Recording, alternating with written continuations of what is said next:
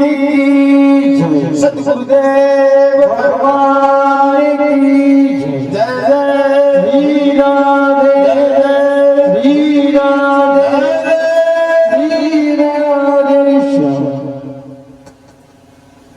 ममता के मंदिर की है तू सबसे प्यारी मूरत, और भगवान नजर आता है जब देखूं तेरी सूरत।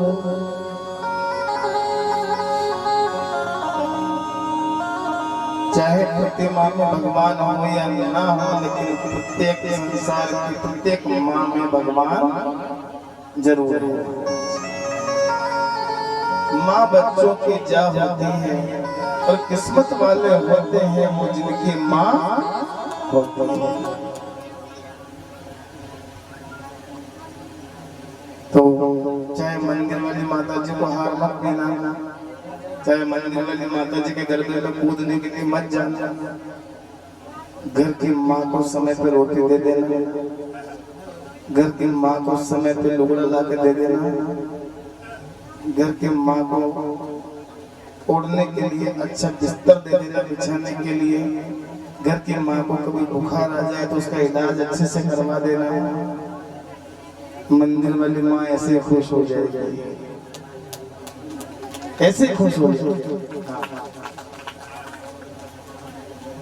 असली माँ को नहीं पूछ रहे हैं कि दुनिया वास्तव में बड़ी बड़ी वो है। महाराज कबीरदास जी ने कहा है ना, पत्थर के साथ सब दूध पिलाने के लिए मंदिर में जाते हैं, और असली शाम घर में घुस जाए तो पूरे घर के लोग डंडा मार के उसको भगा देते हैं, मार देते हैं।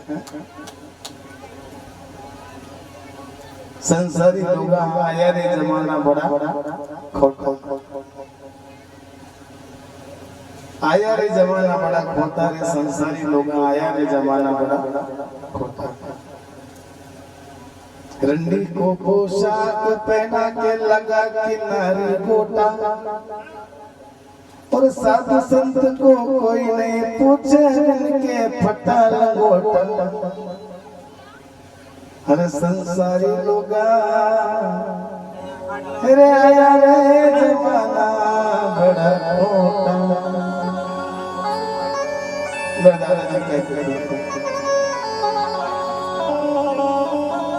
आया रे जमाना बड़ा खोटा।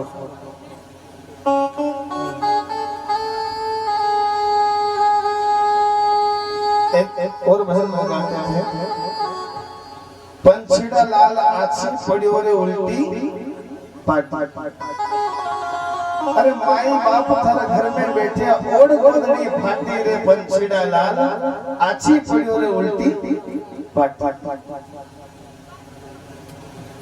सगा संबंधी द्वारे आवे तो करे चूरमा बाटी, और साधु संत थारे द्वारे आवे तो मेले रावड़ी फाटी रे। माया का लोभी आछी पड़ियो रे उल्टी पाट।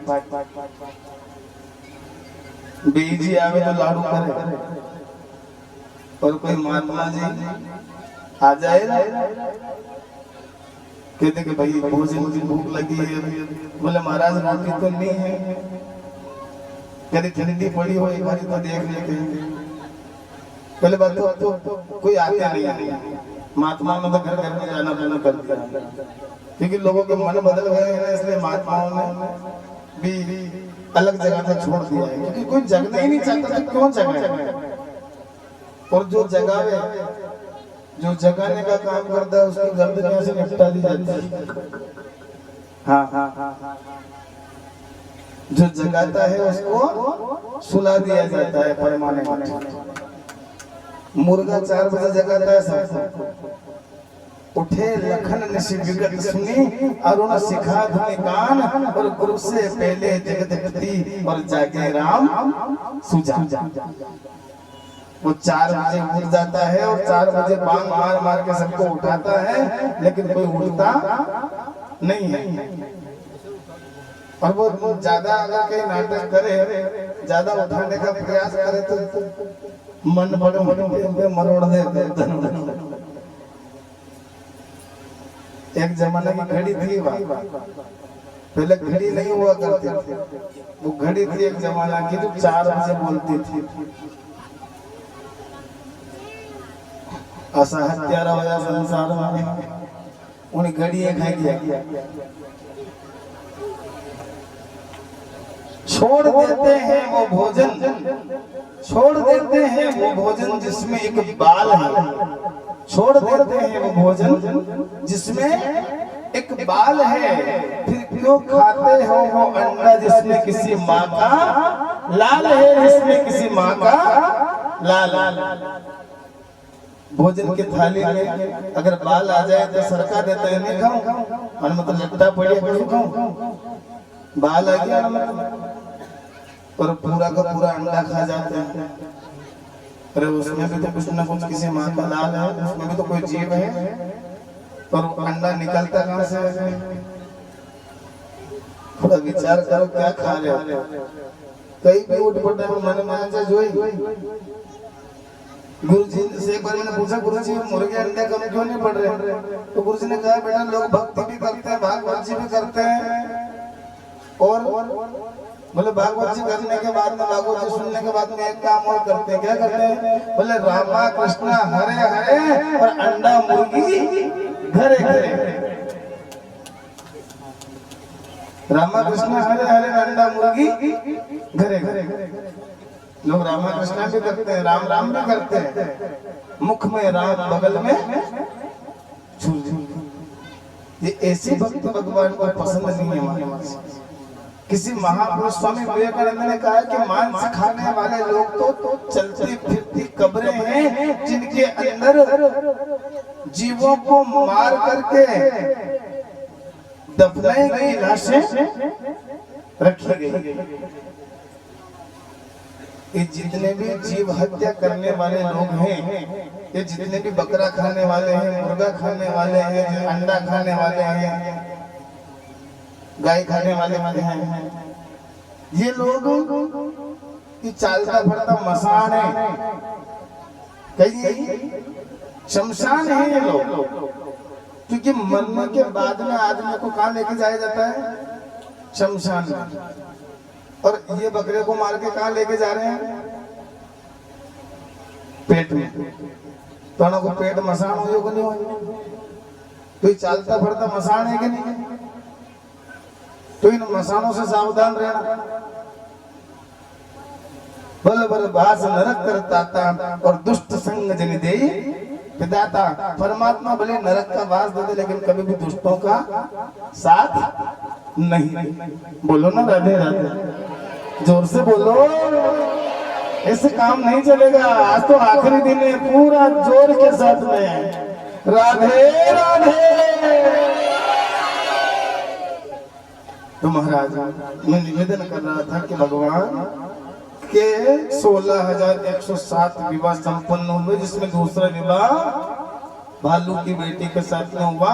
अब वो क्या हुआ क्या कि वो सत्राजित राजा को वो मणि मिल गई ना, तो वो दिखाने के लिए पूरी द्वारिका को दिखाने के हिसाब से वो मणि को गले में पहन के और घूम रहा, ताकि लोग समझे कि भाई सत्राजित बड़ा तेजस्वी राजा है, बड़ा प्रतापी राजा है। अब जब तक 10, 20, 50 लोग, कोई भी आदमी नयो मकान बनावे या नई कार लावे या कोई भी बहन नयो कहीं भी बनावे सामान, मान लो उसने कुछ वही बनाया हो, कहीं भी बनाया हो, अंगूठी बनी हो, और जब तक 10, 20 उनकी सहेलियां उन्हें पूछ नहीं लेके कहीं बहन या कदे बनी, कतरा में बनी, जहाँ तक उन्हें जख नहीं पड़े।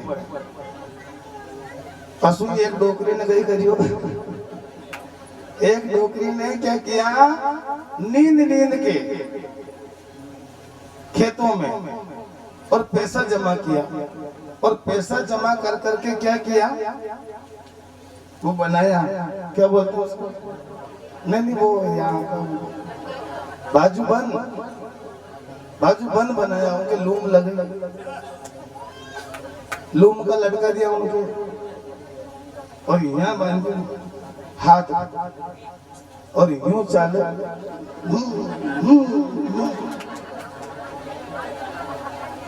तो बाजू बन लहराते जा रही हवा में, लहर लहर लहराए रे झंडा बजरंगबली का। तो लहरा रही बाजू बन। अब पूरा गांव में फरते फर रही हूँ कर, लेकिन कोई नहीं पूछे कहो मायो कदे बनाए। आखा गांव में घूम के सबके घरे घरे जाए, पर एक ने भी नहीं पूछी कि कदे बनाए, एक लूम का कदे लटकाया आप। फिर गए कुएं पे पानी भरने के लिए। अब कुएं पे पानी भरने के लिए तो रखोड़ो लेके किलोग्राम 1 किलो राख लेके गई और रगड़ रगड़ के उसको साफ कर रही, भांडे को गड़े को साफ कर रही थी।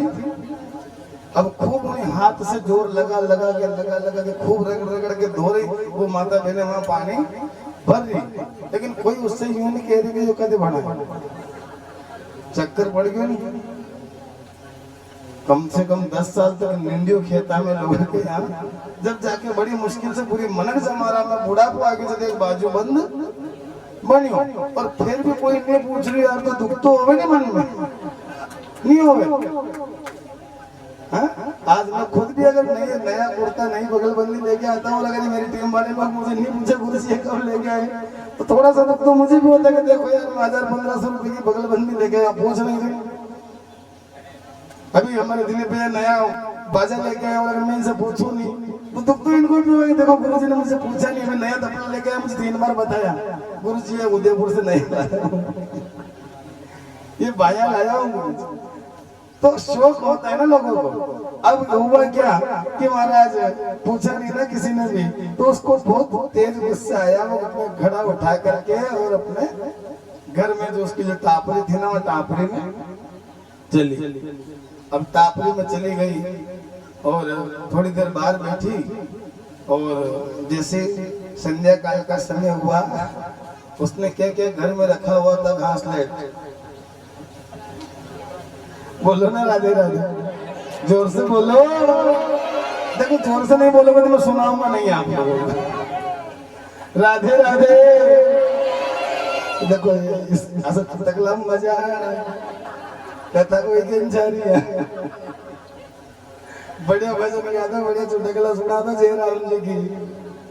तो महाराज मैं आपको निवेदन कर रहा हूँ मेरी माताओं कि उसके घर में वो घास लेट रखा हुआ था ना, तो पूरा मकान के आसपास में उन्होंने धार लगा दी और पूरा मकान में बड़े स्प्रे कर दियो घास लेट।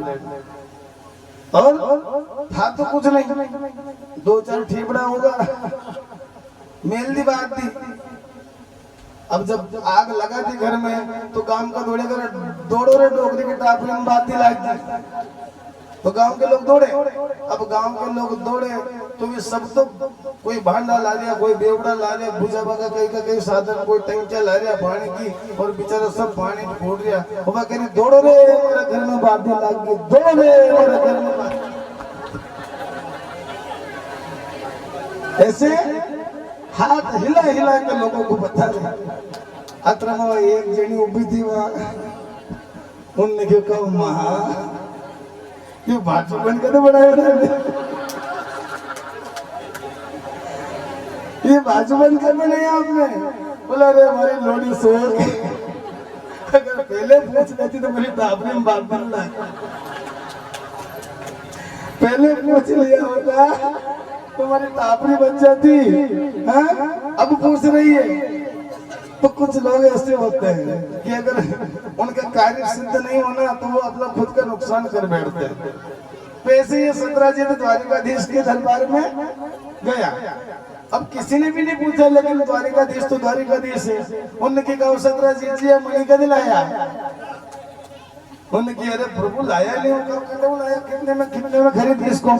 बोले खरीदी नहीं है, भगवान सूर्य ने मुझे अपनी उपासना से उनकी भक्ति से प्रसन्न होकर के दी। अच्छा क्या उपयोग है? अरे बोले द्वारिकाधीश, ये मणि कोई साधारण मणि नहीं है, ये मणि तो रोजाना 2 क्विंटल सोना, 8 बार सोना इससे रोजाना निकलता है। अगर 8 घंटे नियमित इसकी पूजा की जाए तो ओहो क्या बात है, बहुत सुंदर।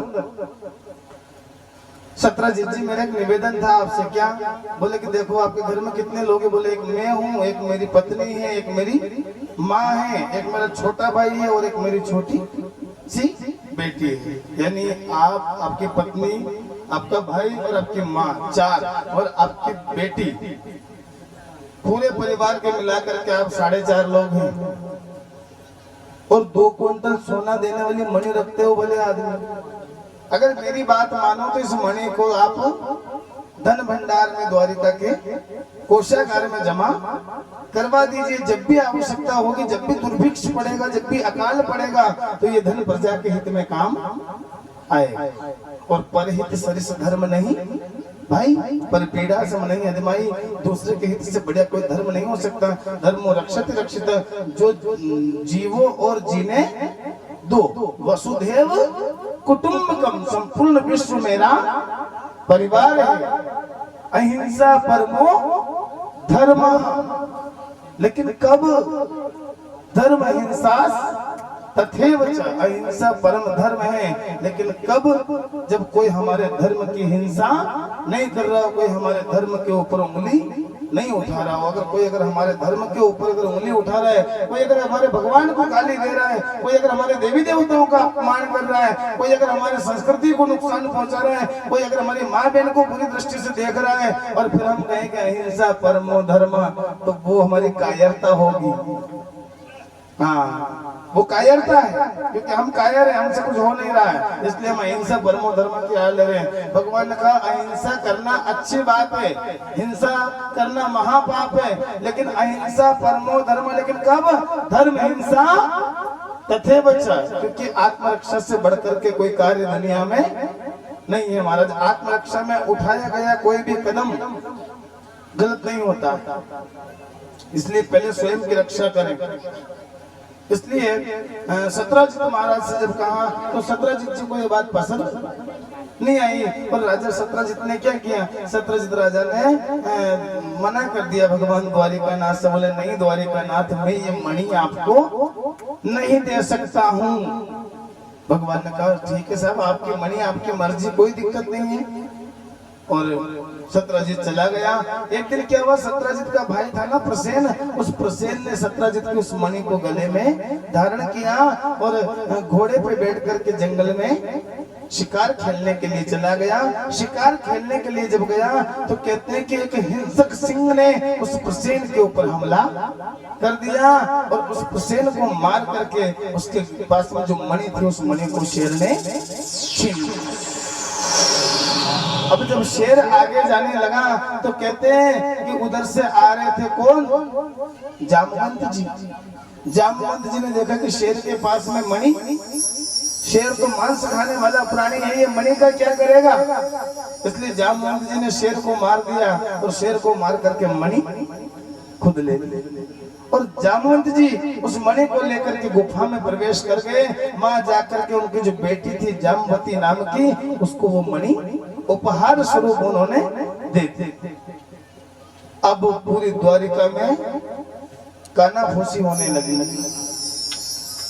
कि राजा सत्रजित का भाई प्रसेन जंगल में गया था, प्रसेन को किसी ने मार दिया और उसके गले में से मणि निकाल ली। अब तो सब कानों में बात करने लगे। भगवान द्वारिकाधीश ने जो है मणि मांगी थी सत्रजित से, वो सत्रजित ने मना कर दिया, इसलिए द्वारिका के राजा है, चक्रवर्ती सम्राट है, हो ना हो ये कांड द्वारिका नाथ ने ही करवाया है।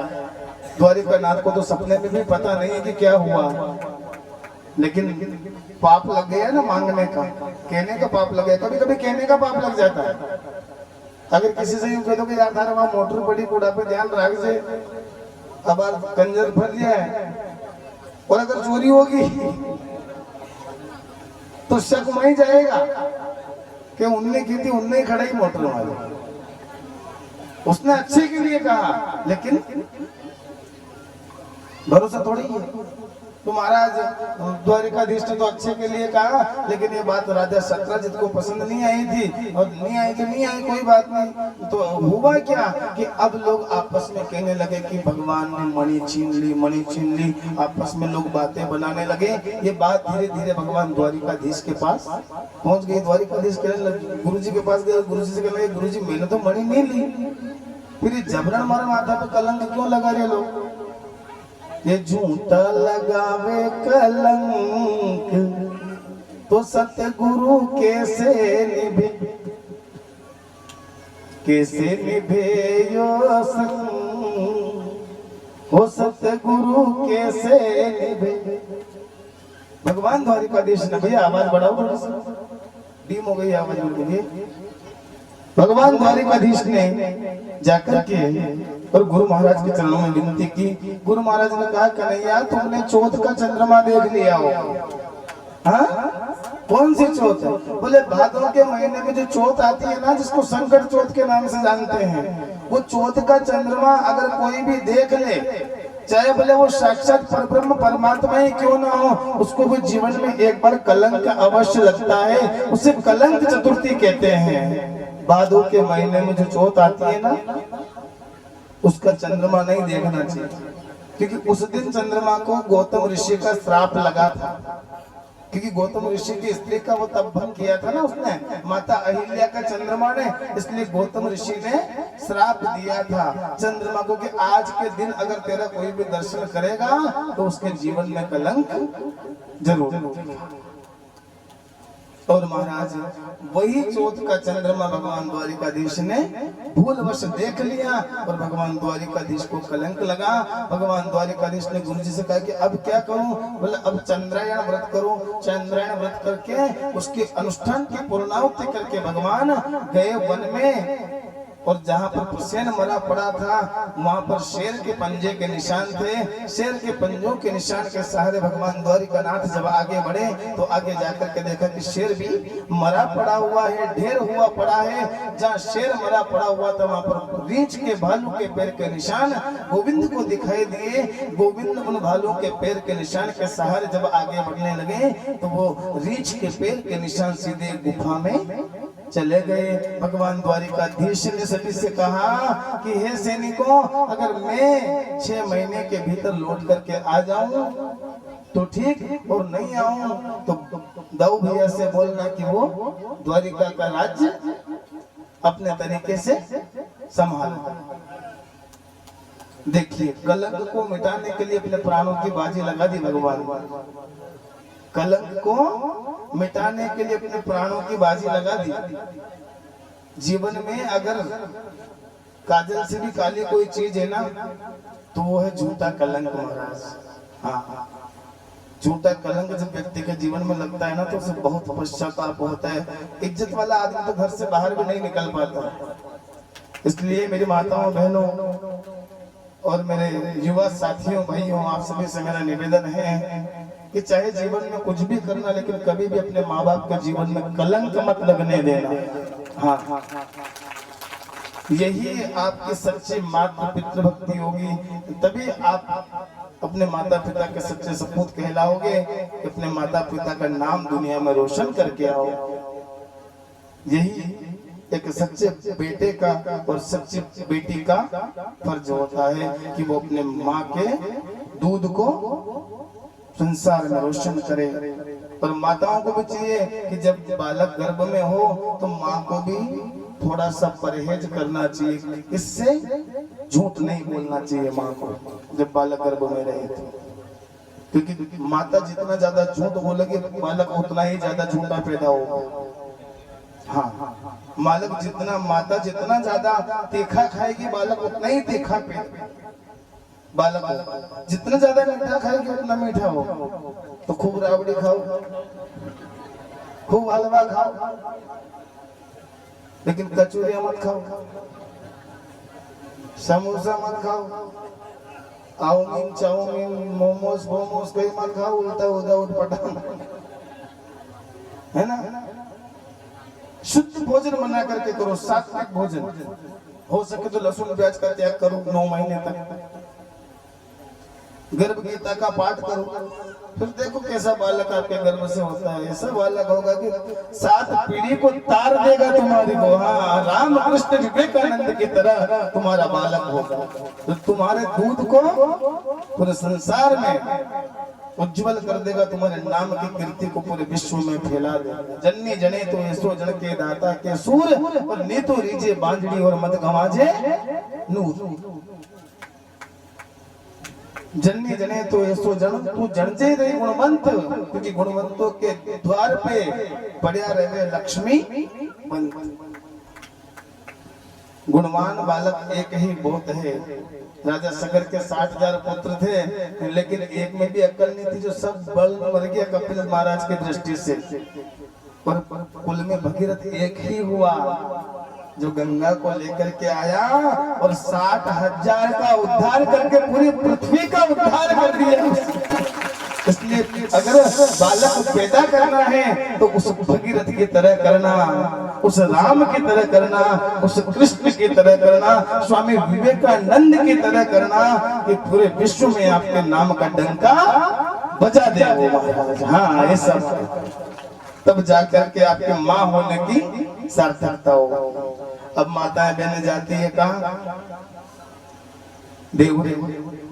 देव महाराज के वहां जाओ, माता जी के वहां भी जाओ और गोबर ले जा, और गोबर का उल्टा हाथ मांडे बोलो ना, राधे राधे, जोर से बोलो। गोबर का साथिया मांगती है काम खेड़ा बालाजी के पीछे, तो कभी हिंगलाज माता जी के बाद गोबर का साथिया मानती है। अब गोबर का साथी भगवान को मान रहे, गोबर मुँह है बास नहीं है राम जी हैं? हमको तो गोबर में बदबू आती है, हम अपने घर में नहीं रखते और थे जबरन वहां घर जान गोबर का साथिया मान रही, उन्हें बास नहीं है। अरे बनाना है तो काजू बादाम का बनाओ, मावे का बनाओ, मिठाई का बनाओ, गोबर का साथिया मान रहे हैं। फिर कहीं कह रही है बोले भगवान कसो भी दे दीजिए, कालो धोलो कसो भी, आँखें को अंधार दे दीजिए, असो दीजिए कि आँखें के आगे क्यों अंधकार ही, कभी भी उजालो नहीं उभर जाओ, हैं? कसो भी दे दीजिए। तो भगवान ने मन में विचार करके रिजेक्टेड माल चाह रही है, कभी पढ़ियो हो पुण्य कुछ लाभ तो लाओ, निकालो दो। और साथियों तो मारने वहां तक तो ठीक है, पर मारने का सो उल्टो, वो भी उल्टा बनाती है, सीधा नहीं बनाती। अब जब उल्टो साथियों बनागा तो उल्टी तो औलाद पैदा होगा, सीधी होगा कहीं, हैं? तो शुरू से उल्टो ही मान लेते, पर तो हो गई उल्टा ही नहीं, उल्टा ही तो करेगा। चलो वहां तक तो ठीक है, फिर नानो होगी हो, छोरा छोरी होगी हो, तो फिर कहीं कर लिया, फिर हो गया बोतल लाई बाजार में से, आधो दूध आधो पानी और देव की छाती में लाग ले पी ले नाना। अब वो छोरो बचपन से बोतल पकड़ता सीख गयो, बोलो ना राधे राधे, जोर से बोलो। अब बोतल पकड़ता करने से कहीं और छोरा की गलती है, माँ की गलती है, बचपन से बोतल दी उनका हाथ में, तो छोटो तो छोटी बोतल, मोटो हो गई तो मोटी बोतल। माँ को चाहिए कि बालक को अपना दूध पिलाए, लेकिन आजकल की माँ को टाइम कहाँ है कि अपना दूध पिलाए, और फिर नानो सुतो झोली में, और भाई फिर मचका दे रही है, फिर गीत गा रही है। जब बालक छोटा रहता है ना तो बिल्कुल एकदम खाली कैसेट की तरह रहता है, कोरे कागज की तरह रहता है। जो उसमें आप लिखोगे, जो उसमें आप भरोगे, वो उसमें भर जाएगा। जब प्रभु श्री राम छोटे से थे ना, तो माँ कौशल्या राम जी को लोरी सुनाती थी। और कौन सी लोरी सुनाती थी? क्या गाती थी लोरी में? रघुकुल रीति सदा चली आई, रघुकुल रीति सदा चली आई, रघुकुल रीति सदा चली आई, रघुकुल रीति सदा चली आई।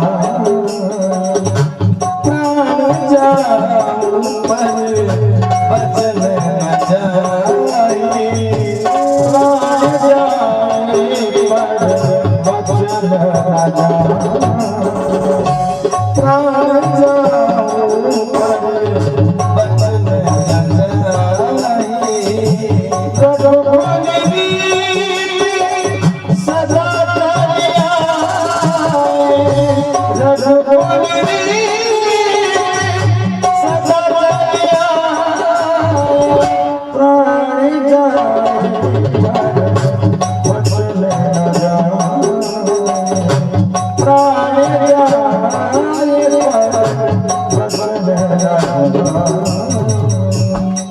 बोले राम राघवेंद्र सरकार की, राम लला भगवान की। मत कौशल्या ने राम जी को क्या उपदेश दिया?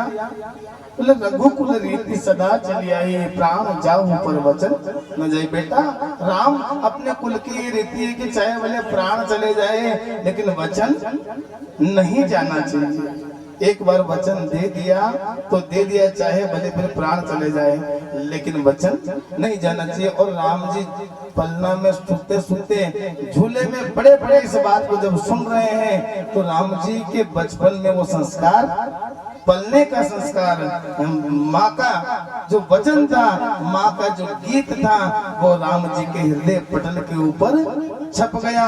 और वो राम बड़े होकर के जब एक बार राजा दशरथ ने कहा कि 14 वर्ष राम वनवासी, एक क्षण के लिए भी ये नहीं पूछा कि पिताजी मेरा कसूर क्या है, आप मुझे क्यों वनवास दे रहे हैं? पिताजी ने कह दिया और राम सर्वस्व त्याग करके और चल दिए वन की ओर। महाराज ऐसा त्यागी महापुरुष भारत में दोबारा नहीं हुआ। एक बार भी नहीं पूछा, माँ कैकेयी से नहीं पूछा, पिता दशरथ से नहीं पूछा। दशरथ जी ने तो कैकेयी को खूब कहा, अरे कैकेयी तूने लूट लिया दशरथ के खजाने को, तू तरस जाएगी रानी मांग अपनी सजाने को। तूने तो मेरा सब कुछ लूट लिया है कैकेयी। लेकिन राम जी की आंख से आंसू का एक बूंद भी नहीं जरा। हंसते हंसते प्रभु श्री राम ने सहर्ष 14 वर्ष पर राम वनवासी, 14 वर्ष का राम जी ने सहर्ष वन को स्वीकार कर लिया। बारे राम धन्य है तू और धन्य है तेरे जन्म देने वाली माँ, जिसने तुझे बचपन में ऐसा संस्कार दिया। तो माताओं को चाहिए कि बालक जब पलने में हो तो उसे रघुकुल रीति सदा चली आई, प्राण जाए पर वचन न जाए। ऐसे संस्कार बालक में डाले कि वो बालक बड़ा होकर के कभी भी आपके सामने आंख दिखाने की हिम्मत नहीं करे, कभी भी आपके सामने बोलने की जरूरत नहीं करे। गुरुजी सोने ही नहीं हो तो न्यों कहीं मत पूछो। अरे भाई घनी गलती अणकी भी नहीं है, ताली धोई आज से बाजे। कहीं कहीं तो 20 तने भी भाया होगा, कहीं कहीं कमाई तो तने भी करी होगा, ऐसी बात नहीं। बचपन में बालक को सुंदर शिक्षा, सुंदर संस्कार प्रदान करें। अभी या तो रघुकुल की रीति है और अपने कुल की क्या रीति है? ये रीति तो हो गई रघुकुल की और अपना कुल की गई रीति है। लेकिन ये देखो, ये बात तो ये चौपाई तो रामायण में है, रघुकुल रीति सदा चले आई, प्राण जाए पर वचन नहीं जाए। पर दूसरी चौपाई रामायण में नहीं है। कहीं कल से आप उठा के पूछ लो गुरुजी ये चौपाई कहाँ से, तो या तो आपके रामायण में है या तुलसीदास जी की रामायण में नहीं है। ये कलयुग की रीति है। क्या हम कुल रीति सदा चली आई, हम कुल रीति सदा चली आई, और वचन जाओ पर प्राण न जाए।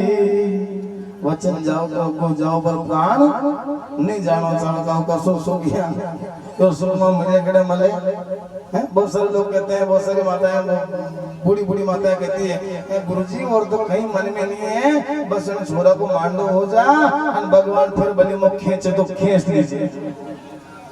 तो भगवान खींच के खा ले जाएगा, भगवान खींच के ले जाओ तो ले जाओगा, कहीं बोर्ड पर कट लगेगा। क्या करे भगवान? करेला की सब्जी बनानी याद है? किस किस को याद है करेला की सब्जी बनाना? हाथ खड़ा करना, पूरे पंडाल जय हो। अब तुम्हें करेला की सब्जी बनाओ याद पड़े तो भगवान ले जाएगा ही करे। करेला का सब्जी बनाबा का लखन नहीं अपने, तो ठाकुर जी अपने को ले जाकर क्या करे? कड़ी बनाबा याद है?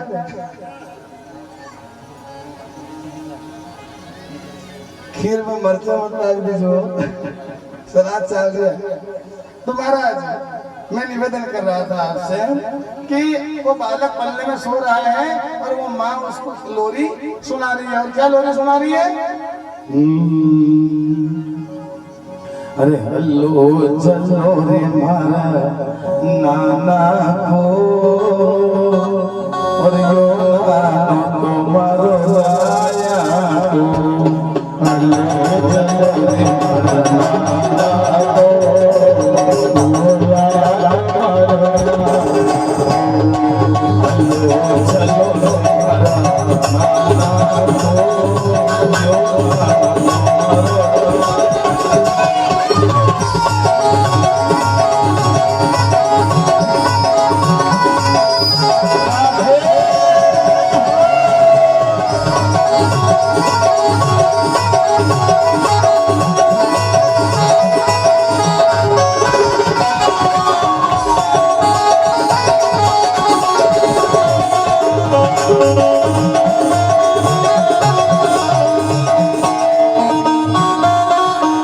हल्लो चलो रे मारा नाना को, नाना को और नानो भरो राया को। राया को माने, राया का मतलब समझते हैं आप लोग? राया को माने राजा को। अब नानो का कोई नानो तो अपना है नहीं, और जबरन गए घेरा अल्लो झलो मारो नाना को और नानो मारो राया को, यानी राजा को। सबसे पहला छोड़ दो, ये हम बच्चों को सुना रहे हैं। उन्हें सबसे पहले तो बेचारे उन्हें उनका बाप ने के बाद एरिया तो नाना तो राजा को नानो है। अब भाई जी तो 300 रोज में दाढ़ की कर बजा रही तो खड़े का काम पे जा रहे, नरेगा का काम पे है।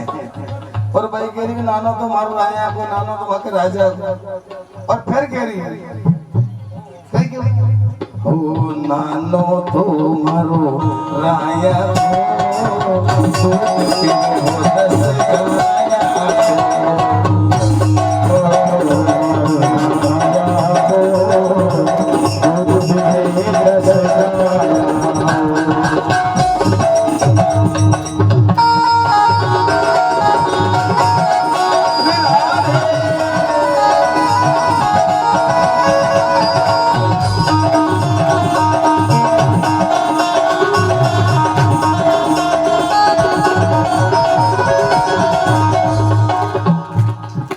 नानो तो मारो राया को और दूध पीवे 10 गाया। घर में गाय आई नहीं दर्शन के बदले और गीत गारी भाई का नानो दूध पीवे 10 गाय। एक तो बांध लो घर में, एक सब बांध लो तो रोड पे घुमाएंगे बाबू। नाना तो मारो राया को, दूध पीवे 10 गाया को। जावे डेयरी पे आधो पाव दूध लावे, आधो पानी, आधो दूध बड़े बोतल में लाख 10 वाला के साथ। और भाई गाही का नाना तो मारो राया को, दूध पीवे 10 गाया को। छोरों को झोली में पीड़ियो पीड़ियो विचार करेंगे, वाह वाह मम्मी, वाह मम्मी, क्या बात। तू मेरी मम्मी हो करके, तू मेरी माँ हो करके जब तू इतना सफेद झूठ बोल सकती है तो मैं भी तेरी संतान हूँ। जब तू मेरी माँ हो करके मुझे इतना बड़ा झूठ बोलना सिखा रही है, झूठ अगर अतरो बड़ो नहीं कर दूं तो कहीं थारे दूध अगर नहीं लजाए तो मारो नाम भी जोरो नहीं है। अगर बड़ा हो करके मैंने तेरे दूध को नहीं लगाया तो मैं भी अपने बाप की संतान नहीं हूँ। अरे शंकर जी का भजन गाओ, राम जी का भजन गाओ, रामायण की चौपाइयां सुनाओ। कहीं कितने देवता अपने बेरू जी, माता जी, काला जी, गोरा जी, पीला जी, धोला जी। रोज तो नवा नवा तो प्रकट हो गए। कट सकस धनी प्रकट हो रहे तो कभी कहीं हो गया। कट 56 महाराज तो कभी 57 महाराज। रोज नया नया देवता। तो देवता का गीत ही सुनाओ है तो कम से कम कहीं नहीं बेरुचि का गीत ही सुनाओ तो नानो बेरुचि बन जाएगा बड़ो होके। नाम राखे तूफान। पहले के जमाने में नाम कितने सुंदर रखते थे, घनश्याम, राधेश्याम, रामचंद्र, हाँ? श्याम सुंदर, नंदलाल, माधव, मदन, मुरारी, गोविंद, ऐसे नाम पहले के समय में रखते थे। अब आने जमाना में अभी जन्म पत्री हम बनाते, जन्म पत्रिका में अगर ऐसा नाम लिखा नहीं, कभी जजमान ने गुरु जी कहीं चुनना जमाना का नाम लिखे आपने, ये तो कहीं बूढ़ा बूढ़ा नाम लिखे आपने, कहीं नया नाम लिखता है डंग डंग का, नया कैसा ज्यादा, ये ऐसा कहीं इम्पल डिम्पल चिम्पल पिम्पल, जिन नामों का कोई अर्थ नहीं है, हैं? ऐसे नाम, अरे नाम ऐसा हो कि जिस नाम का कम से कम दिन में 10 बार भी अगर हम उच्चारण करें तो उस नाम से ही हमारा उद्धार हो जाए। ऐसा नाम अपने बालों में रख लेना तो जीते जी तुम्हारी मुक्ति हो जाएगी और मरने के बाद में तुम्हें भगवान के श्री चरणों में जगह मिल जाएगी। प्रभु श्री द्वारिकानाथ गए, वहां जाकर के जामवन जी से अनुनय विनय किया और दोनों में युद्ध हुआ। जामवन जी को वचन दिया था ना, कहा युद्ध विराम होने के बाद में, रावण के मरने के बाद में, त्रेता में वचन दिया था ना। जामवन जी चुपचाप खड़े, एक तरफ सब जितने भी वानर थे सब वचन दे रहे थे। जामवन जी से राम जी ने पूछा तुम चुपचाप क्यों खड़े हो, तुम्हें क्या चाहिए? बोले मुझे जो चाहिए वो तो अब दुनिया में रहा ही नहीं। क्यों? बोले प्रभु युद्ध में बड़े बड़े अतिरथी वीर थे रावण के साथ में, लेकिन मेरी बरोबरी का एक भी योद्धा उस युद्ध में नहीं था, क्योंकि जामवन जी बहुत बलशाली थे। हाँ, हनुमान जी से भी ज्यादा बल था जामवन जी का, हनुमान जी से कहीं अधिक बल था जामवन जी में। हाँ, तो जामवन जी ने कहा कि मेरे बरोबरी का एक भी वीर नहीं था। राम जी ने कहा एक भी नहीं था, बोले एक था, एक ही था, पर अगर उसको मैं मार दूं तो क्या करता? एक ही रावण था, वो मेरे बरोबरी का था, लेकिन अगर उनको काम मुंह लगा दे तो आप 14 साल तक ठोक रखा था मुझे, आपको क्या प्राप्त होता? इसलिए मैंने को आपके लिए गिफ्ट किया रावण को। क्या किया? आपको मैंने रावण को गिफ्ट किया मारने के लिए, लेकिन अब रावण को तो आपने मार दिया, मेरा तो बाजुओं में खुजली हो रही है, मैं क्या करूं? अगर मुझे देना चाहते हो तो एक वरदान दे दो। क्या?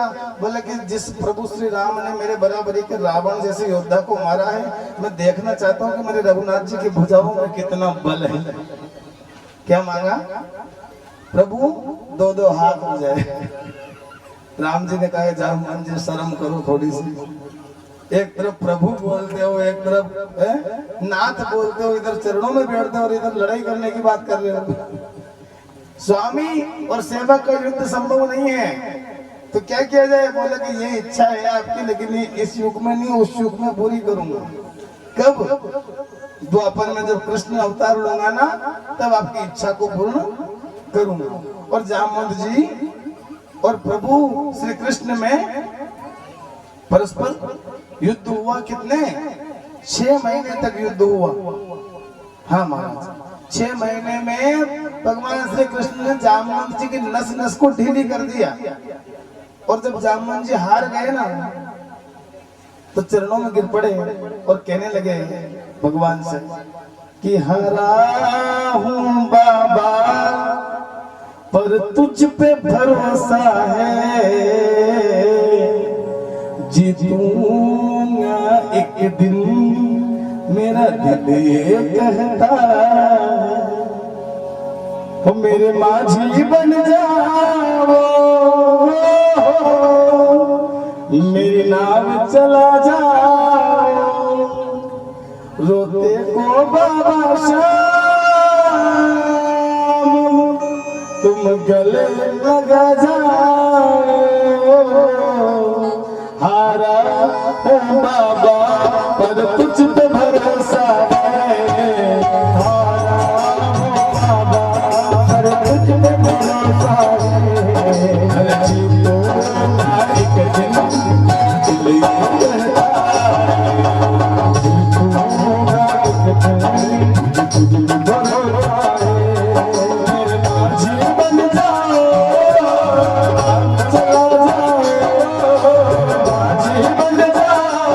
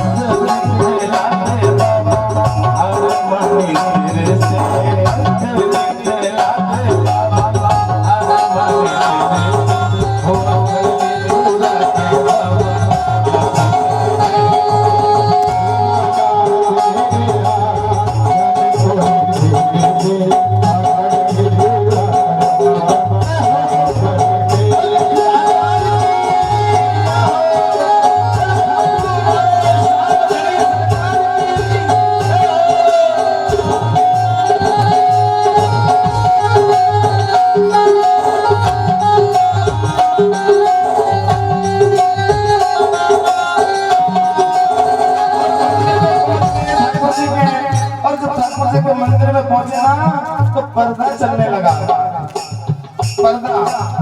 और जब गए ना तो मंदिर में जब गए तो घूंघट लग गया। और घूंघट कौन सा? घूंघट काम का घूंघट, क्रोध का घूंघट, लोभ का घूंघट, मोह का घूंघट। भगवान में और हमें ज्यादा दूरी नहीं है, भगवान बिल्कुल नजदीक है। लेकिन ये कृपा की जो छाया है ना, ऐसे करके जैसे हम सूर्य को देखते हैं ना, वैसे ही ये कृपा की छाया हो जाए हमारे माथे के ऊपर भगवान की, तो फिर भगवान ज्यादा दूर नहीं है। और कहने लगे घूंघटियों।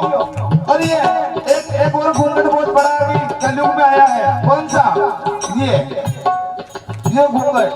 पास में बड़ी जिला कलेक्टर साहब बैठे हुए, नरेंद्र मोदी बैठा रहे, कोई भी बैठा रहे, कोई मतलब नहीं है उसको, वो अपने धुन में मस्त है। घूंघटिया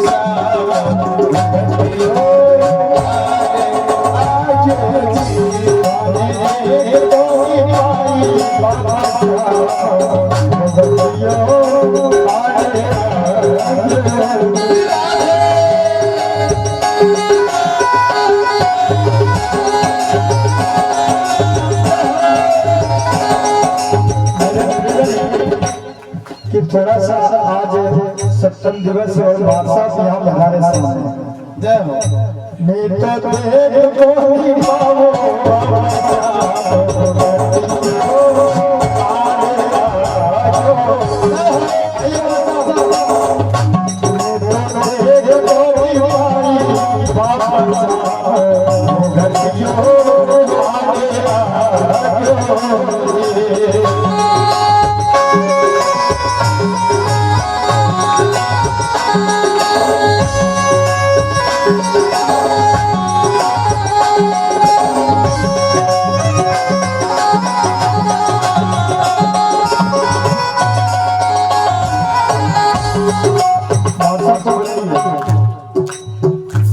सत्संग दिवस से मासा और आपका नृत्य होना जरूरी है। जय हो अरे बोल सकियो हो तुमकियो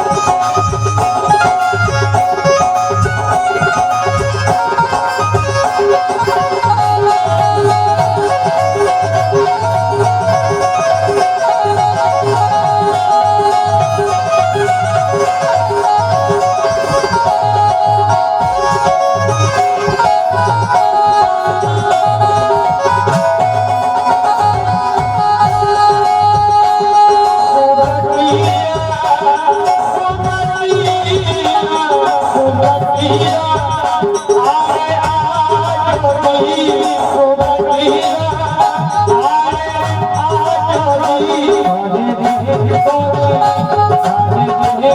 देख पाए भगवान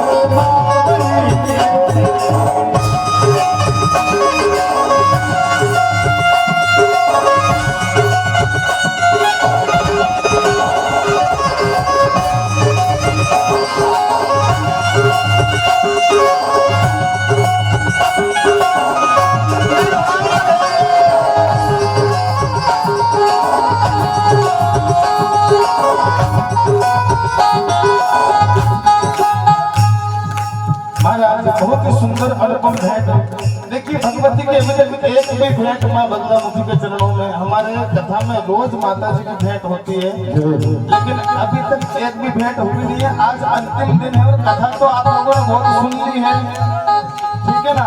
इसलिए ये भेंट में माँ के चरणों में समर्पित करने के बाद ही आप लोगों को कथा में प्रवेश करवाऊंगा। महाराज बहुत ही सुंदर माँ के चरणों में एक अनुपम पुष्प जो है एक बालिका के द्वारा गाया गया है। हो कहीं तरह थड़ा अटक्यों रेत में मरी बोल देवी माँ मारी देवी माँ हरे करा छायो में मामरी के भवानी हरे करा छायो में मामरी काला छायो में मामरी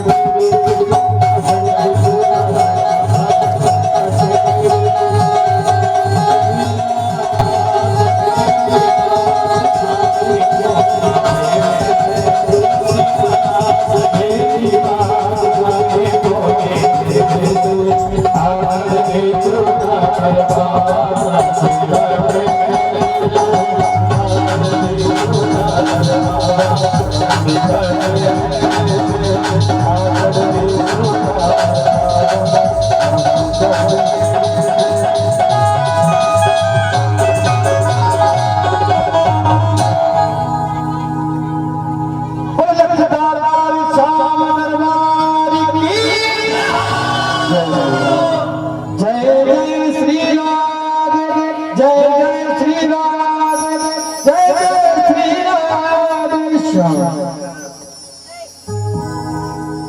हारे का सहारा और बाबा श्याम हमारा।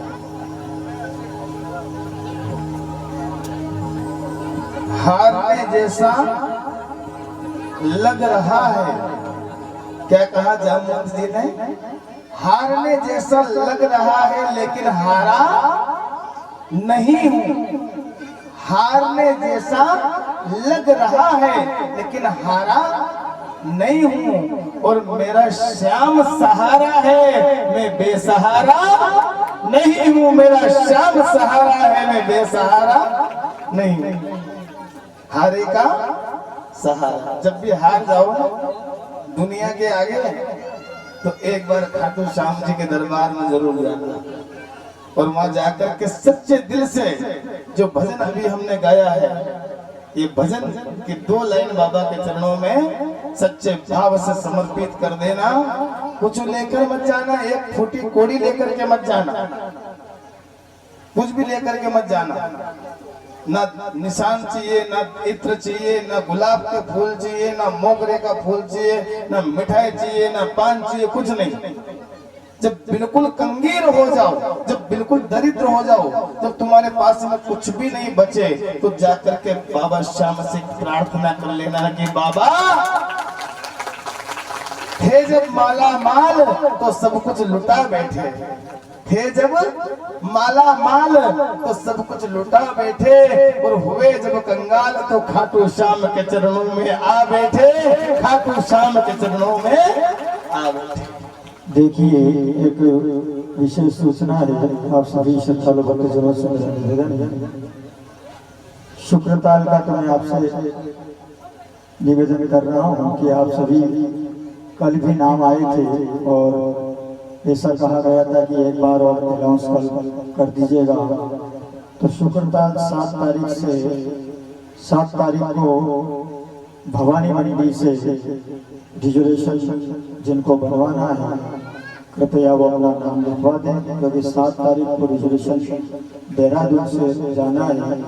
8 तारीख को मुजफ्फरनगर शुक्रताल हम पहुंचेंगे, और 9 तारीख से वहां पर कथा प्रारंभ है गुरुदेव की। तो आप सभी से मेरा निवेदन है कि कल भी नाम आए हैं, और ऐसा कहा गया था कि आप अनाउंस कर देना, तो आज भी आपको ये पूर्णावती की ओर जा रही है कथा, तो आप अनाउंस करा रहे हैं और आप अवगत करा दें। उसके बाद भी आप फोन लगा करके बोल सकते हैं दिसंबर, आपको अवगत करा दें। दिसंबर 7 दिसंबर से 15 दिसंबर, उसके बाद आपको वो कथा श्रवण करना है। उसके बाद आपको हरिद्वार चलना है, हरिद्वार भी आपको दर्शन कराए जाएंगे।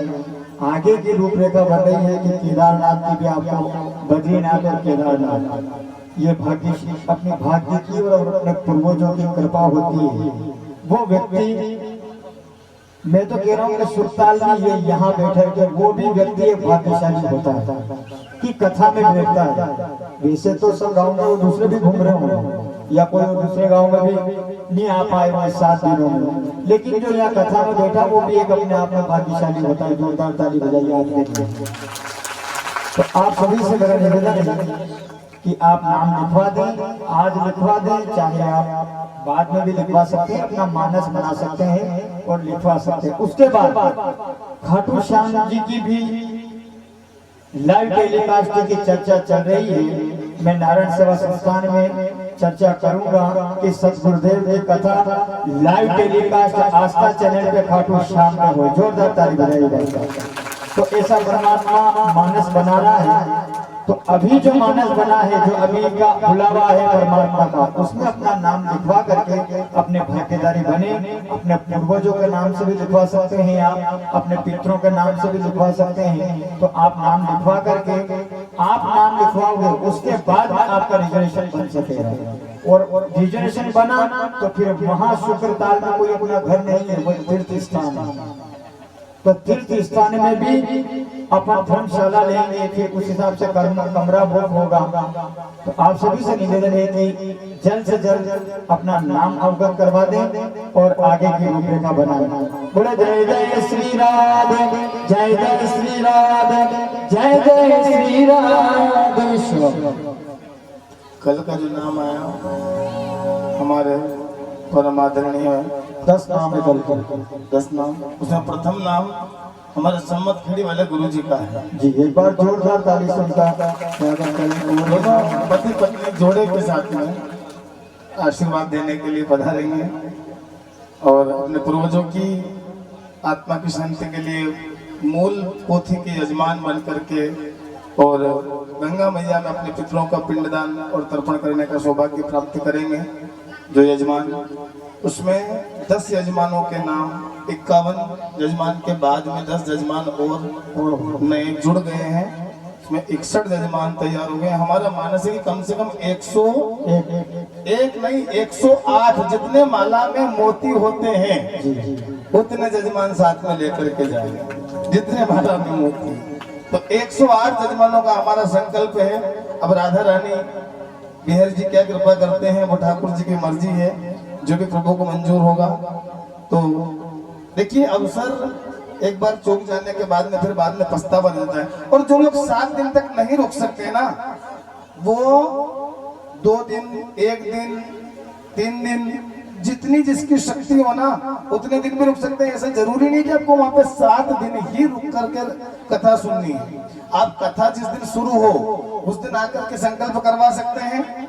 अपने गुरु जी को, पंडित जी को, भागवत जी वाले पंडित जी आपके अलग से बैठेंगे, उनको आप अपना संकल्प दे सकते हैं। और आखिरी के दिन जिस दिन हवन पूर्णाहुति रहेगी 15 तारीख के दिन, उस दिन आप आकर के हवन शांति में सम्मिलित होकर के पूरी श्रीमद् भागवत कथा का पुण्य लाभ अर्जित कर सकते हैं। और गंगा मैया में पिंडदान तर्पण करने का सौभाग्य आप सुखताल क्षेत्र में, जहाँ पर राजा परीक्षित को मोक्ष दिलाया था सुखदेव स्वामी ने, वहां पर इस अपने भाग्य को जागृत करने का समय आपको मिला है। तो जल्दी आए और जल्दी पाए, क्योंकि हमारा विचार है कि हम 108 से अधिक नहीं करेंगे, क्योंकि हमारी जो व्यवस्था है हमने उनसे निवेदन किया। उनका तो मात्र 51 लोगों का ही उनका रहता है, लेकिन हमने निवेदन किया कि हम कम से कम 51 नहीं 108, 110, 111, 125 लोगों तक का हमारा विचार है। 125 के बाद में फिर हम नाम नहीं लिख पाएंगे। और देखिए नाम तो ऐसे बढ़ रहे हैं जैसे हनुमान जी की पूंछ। हाँ, तो इसलिए आप लोग जो है जल्दी से जल्दी नाम लिखवा ले, फिर बाद में मन में सोचते रह जाएंगे भाई हम तो चलते हैं लेकिन क्या करें, घर में ऐसी समस्या है वैसी समस्या। देखिए जब तक रहेगी जिंदगी फुर्सत ना होगी काम से, और कुछ समय ऐसा निकालो प्रेम कर लो शाम से, कुछ समय ऐसा निकालो प्रेम कर लो। तो आप लोग जो हैं हमारे जो संस्था के संस्थापक गुरु महाराज, पिता महाराज हैं, उनके पास में नाम नोट करवा सकते हैं। यहाँ पर 12 लोगों की हमारी टीम है। उसके अलावा भी हमारे जो कथा के जो मुख्य यजमान हैं आदरणीय तुलसीराम जी सर, आप भी हमारे जो सच्चिदानंद भागवत धर्म प्रचार मंडल जो समिति है भागवत समिति, उसमें आपको आज हमने बताया नहीं है, लेकिन आज व्यास मंच से मैं निवेदन करना चाहूंगा। निवेदन समझे या आदेश समझे या आज्ञा समझे, जो भी आप समझे, लेकिन आज से आपको श्री सच्चिदानंद भागवत धर्म प्रचार मंडल सेवा समिति में कोषाध्यक्ष का पद प्रदान किया जाता है। ये पूरी जिम्मेदारी आपको संभालनी है। सुखताल क्षेत्र पूरी रूपरेखा हमारे जो मार साहब हैं आपके हाथ में ही रहेगी। तो आप लोग मार साहब से संपर्क कर सकते हैं और आप इनके पास में भी नाम दर्ज करवा सकते हैं, कोई दिक्कत नहीं है। मार साहब को सब कुछ पूरा पता है, पूरी जानकारी है। आपने देश विदेश में यात्राओं का भ्रमण किया है तो बहुत बढ़िया आपको जानकारी है। और मार साहब को तो चलना निश्चित है, चाहे वो कैसे भी चले। हाँ, उनका चलना निश्चित है। और भी भक्त यहाँ पर इस पांडाल में ऐसे बैठे हुए हैं जिनका चलना निश्चित है, चाहे वो कैसे भी चले। उनको हम जबरदस्ती लेके जाएंगे। हर हर गंगा गोदावरी, कहीं तो श्रद्धा कहीं जोरावरी, लेके जरूर जाएंगे, चाहे भले वो धन दे, चाहे वो टिकट के पैसे नहीं देंगे तो भी उनको लेके हम जाएंगे, क्योंकि हमारा प्रेम है उनसे। धन ही जीवन में सब कुछ नहीं होता है, धन के ऊपर भी कुछ होता है। और हमारा इस कथा से धन कमाने का लक्ष्य नहीं है, हमारा इस कथा से लक्ष्य एक ही है। इस कथा के माध्यम से जो लोग आज तक, भागवत जी तो आपने खूब सुनी है, लेकिन भागवत जी का जन्म कहाँ हुआ है, राजा परीक्षित को मुक्ति कहाँ मिली है, इस भागवत जी के बहाने से आपको उस पावन भूमि का दर्शन हो जाए और परीक्षित की तरह आपको भी मोक्ष की प्राप्ति हो जाए, भगवान की कृपा, सुखदेव स्वामी की कृपा आपके जीवन में भी हो जाए, ये लक्ष्य हमारा है।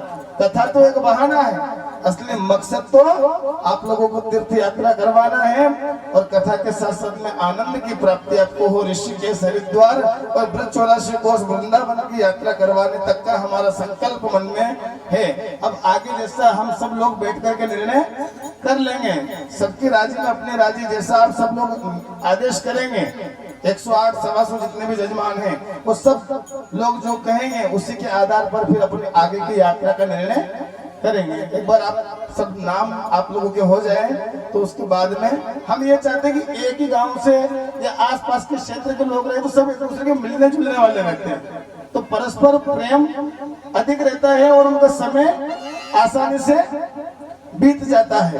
और अगर बार बार के लोग अगर चलेंगे ना, अभी दिल्ली मुंबई से भी हमारे पास फोन आ रहे हैं, तो हम ये चाहते हैं कि पहले हमारे क्षेत्र के जो जनता है, पहले हमारे क्षेत्र के, हमारे गांव के, हमारे जिले के जो लोग हैं, प्रथम प्राथमिकता उनको, उसके बाद में आप लोग चलेंगे तो ठीक है और नहीं चलेंगे तो यजमानों की तो लिस्ट फुल है, लेकिन पहले हमने कहा कि भैया पहले हमारा जिला है, पहले हमारा घर है, पहले हमारे घर में कोई भूखा नहीं रहे, बात की बात में विचार करेंगे। हाँ, तो इसलिए पहले आप लोग हैं, पहले हमारा झालावाड़ जिला है, उसके बाद में कोटा जिले का भी अभी तक हमने नंबर नहीं लिया। कोटा जिले वाले अभी रवि बैठा हुआ है यहाँ पे, उसने 3 बार बोल दिया गुरुजी मेरा नाम लिख लो। मैंने कहा नाम लिखेंगे तुम्हारा, लेकिन अभी पहले अभी झालावाड़ वालों का सर्वे चल रहा है। एक बार झालावाड़ वाले कह देंगे कि बस गुरुजी अब हम नहीं चल रहे हैं, उसके बाद कोटा, बारा, बूंदी, दिल्ली, मुंबई, फिर सबके नाम बाद में लिखे जाएंगे। बोले सुखताल भगवान की, सुखदेव जी महाराज की, कृष्ण कन्हैया लाल की, परीक्षित जी महाराज की, जय जय श्री राधे, जय जय श्री राधे, जय जय श्री राधे श्याम। तो भगवान ने जामवंत जी को संतुष्ट किया, उसके बाद में जामवती जो कन्या थी ना, वो जामवती के साथ में विवाह जामवंत जी ने कर दिया, वो मणि भी दे दी, जामवती को भी दे दिया। उसके बाद में 17 लज्जित हुआ, उसने भी सत्यभामा का विवाह ठाकुर जी के साथ में कर दिया। ऐसे ठाकुर जी के 3 विवाह संपन्न हुए। चौथा विवाह कालिंदी यमुना के साथ में भगवान का हुआ। यमराज की कौन थी वो? भगवान सूर्य की पुत्री और यमराज की बहन कालिंदी यमुना महारानी के साथ में चौथा विवाह। 5वां विवाह नग्नजिति के साथ में, 6वां विवाह लक्ष्मणा के साथ में और 7वां विवाह भद्रा के साथ में और 8वां विवाह एक मध्य देश की जो बेटी थी राजा निदेव की, उसके साथ में ठाकुर जी के 8वां विवाह संपन्न हुआ। उसके पश्चात एक भौमासुर नाम का दैत्य था, उसने 16,100 कन्याओं को बंदी बना करके अपने कारागार में रख रखा था। उन 16,100 कन्याओं का जब ठाकुर जी को समाचार प्राप्त हुआ तो जाकर के उस दैत्य का वध करके और ठाकुर जी ने उन समस्त कन्याओं को कारागार से मुक्त किया। लेकिन जब सबको कारागार से मुक्त किया तो सब भगवान के शरण में आकर के कहने लगे त्राहि माम शरणागता है गोविंद, अब हम कहाँ जाएंगे, क्योंकि हम तो जेल में रहे हैं, कौन लड़का हमारे साथ में शादी करेगा। आप ही बताइए, या तो आप हमारा वर्ण कीजिए, नहीं तो हम सब गलत मार्ग के ऊपर चली जाएंगे, या हम सब कुएं में कूद करके आत्महत्या कर लेंगे। भगवान ने जीव दया को देखते हुए और संसार के विकृति को बचाने के लिए गोविंद ने एक ही मुहूर्त में 16,100 कन्याओं के साथ विवाह संपन्न कर लिया, और इस प्रकार से गोविंद के 16,108 विवाह संपन्न हो गए। इसके पश्चात भगवान आनंद के साथ अपने महल में विराजमान हैं, और भगवान के एक परम मित्र है जिनका नाम है सुदामा। सुदामा जो मिले थे ना आश्रम में, वो सुदामा विप्र सुदामा बसत है, बहुत ही गरीब निर्धन सुदामा है। और सुदामा निर्धन क्यों है तो आप सब लोगों को पता है कथा। तो यदि कोई चना वना खाएगा तो हम चक्कर में गरीब हो गया था। चना तो आज तो मन काका खेत का खेत खा जाए तो गरीब नहीं हो जाए। गाय की गाया खाई गया, करोड़ों रुपए का धन हजम कर गए, गायों के नाम का चारा खा गए, उनके कोई फर्क नहीं पड़ रही। और सुदामा जी 2 मुट्ठी 3 मुट्ठी चना खा के तो गरीब होगी, हद होगी। सारी गरीबी सुदामा जी के हिस्से में आ गई क्या? ऐसा नहीं था। अब ध्यान देना, ये बात आपको कथा में कहीं सुनने को लिए नहीं मिली होगी जो आज मैं सुना रहा हूँ। ये अंदर की बात है, ये भागवत जी में भी नहीं है ये बात। ये बात तो संतों के चरणों में बैठते हैं तब प्राप्त होती है। हाँ वो मैं बताने के लिए जा रहा हूँ। संत कृपा प्रसाद है, ध्यान देना। जो चने थे ना, चने की जो पोटली थी ना, वो पोटली किसकी थी? कहते हैं कि एक बहुत ही निर्धन गरीब ब्राह्मणी बुढ़िया थी, और वो बहुत ही गरीब और निर्धन थी, और उसके पास में चने की एक पोटली थी। एक बार क्या हुआ कि चोर उस बुढ़िया की कुटिया में गए, और वहां से वो चने की पोटली, और तो कुछ मिला नहीं, तो वो चने की पोटली उठा करके ले आए। और चने की पोटली उठा करके ले आए तो क्या हुआ, बोले कि ये जाकर के, और जब पीछे से इनको पता चला कि राजा के दूत हमारा पीछा कर रहे हैं, तो ये डर करके वो जो ऋषि का आश्रम था ना, किसका? सांदीपनी गुरु महाराज का, वो सांदीपनी गुरु महाराज के आश्रम में जाकर के ये चोर छुप गए। और क्या हुआ, बोले कि वो जो पोटली थी ना चने की, वो पोटली मैं गुरुजी के आश्रम में छूट गई, और ये प्रातः काल होते होते चोर वहां से चले गए। अब वो पोटली वहीं रह गई, वो पोटली आ गई गुरु